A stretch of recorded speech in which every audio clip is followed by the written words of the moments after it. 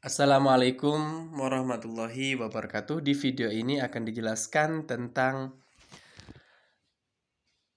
contoh presentasi menggunakan mind map.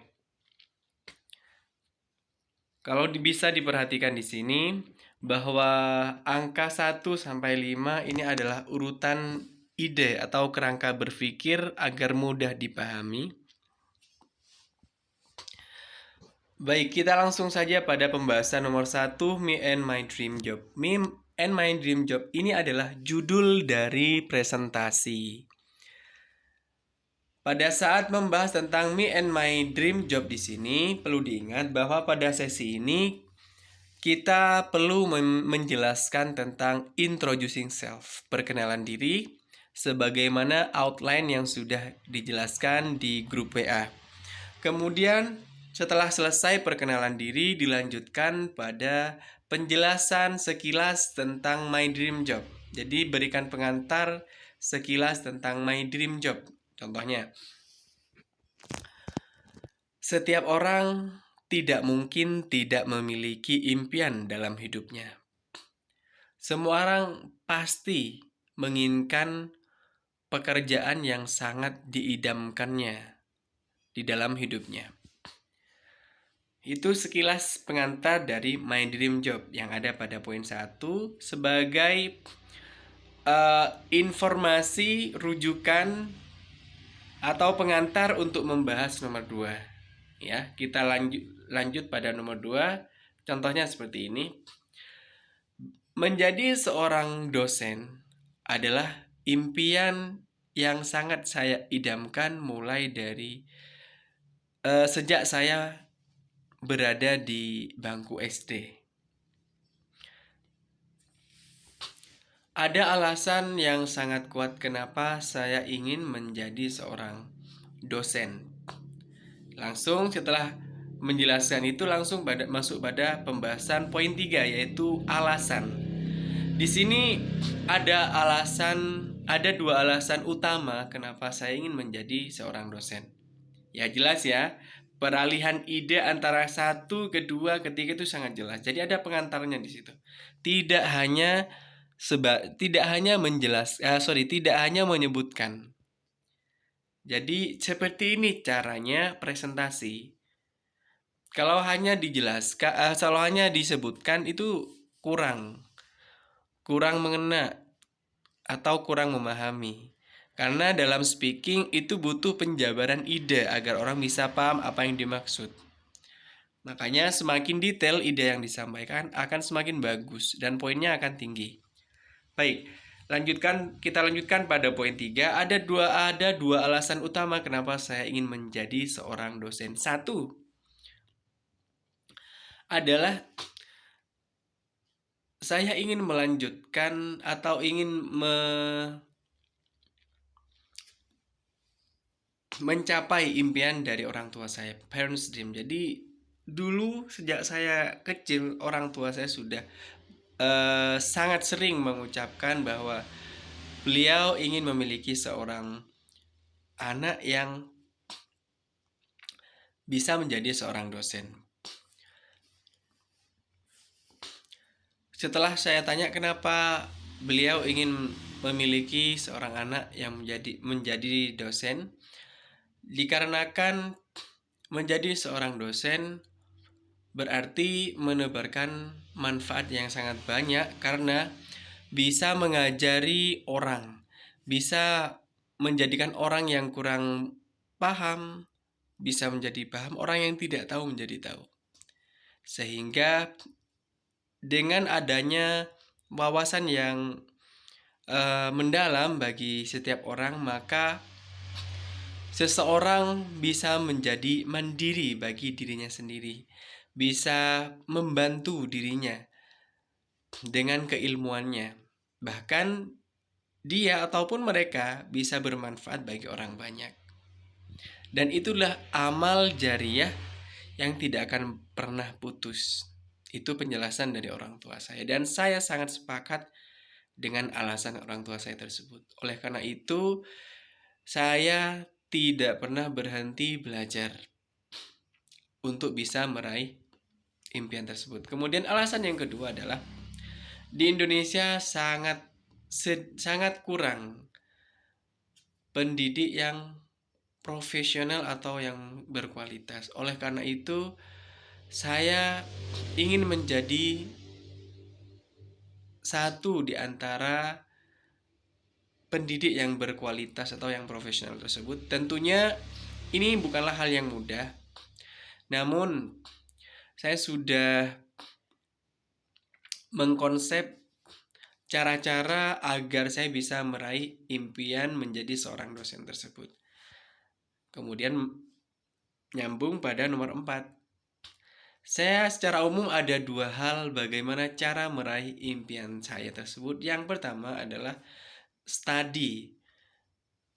Di sini ya, kalau kita perhatikan ada study, kemudian titik 2 master and experience. Ini bisa kita jabarkan.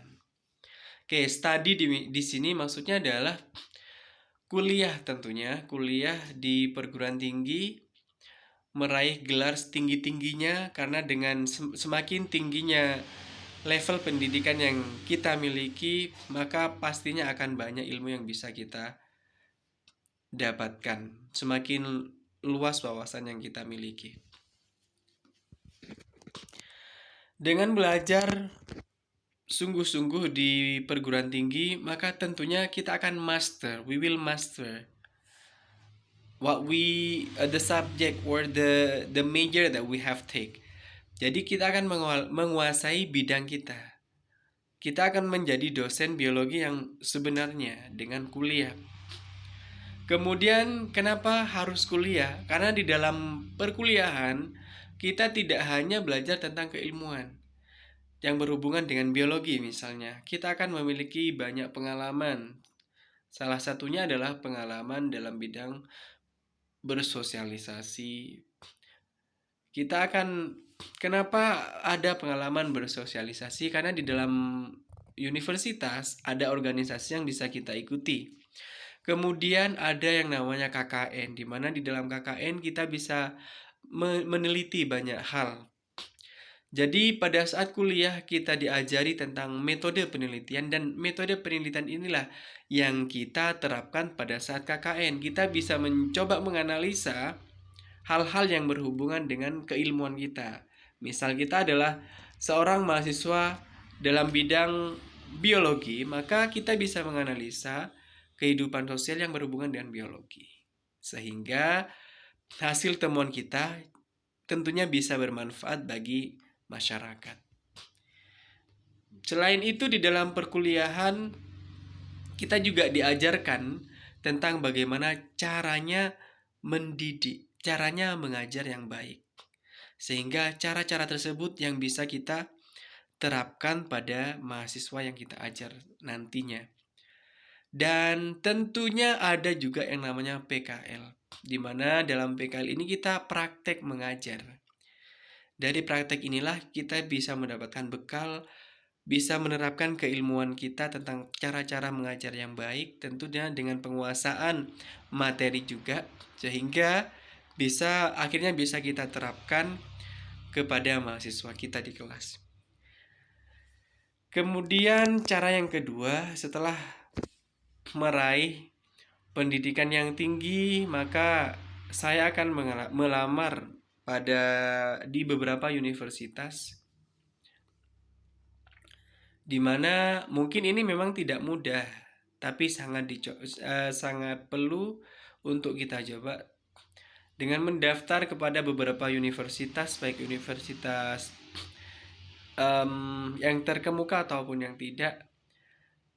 Itulah usaha yang perlu kita lakukan, sehingga dengan cara melamar tersebut maka setidaknya kita membuka peluang untuk diri kita sendiri meraih impian yang diinginkan. Baik, saya kira itu dua cara yang perlu saya lakukan untuk meraih impian saya. Dan setelah saya berhasil menjadi seorang dosen yang profesional, maka tentunya ini masuk pada pembahasan nomor 5, yaitu apa yang dilakukan setelah kita berhasil menjadi seorang dosen. Ada 2 poin penting yang akan saya lakukan setelah saya menjadi seorang dosen. Yang pertama, Saya ingin membahagiakan, akan lebih membahagiakan orang tua saya. Misalnya kebahagiaan di sini aslinya tidak harus selalu dalam materi. Jadi semakin tingginya pendidikan, maka menurut saya kita harus juga semakin sopan, semakin memiliki budi yang luhur, tentunya khususnya pada kedua orang tua kita. Selain itu, saya sangat ingin sekali menaikkan haji kedua orang tua saya dan meluangkan banyak waktu bersama dengan mereka, sehingga walaupun dalam keadaan beliau sudah sepuh, namun saya masih mampu meluangkan banyak waktu bagi mereka.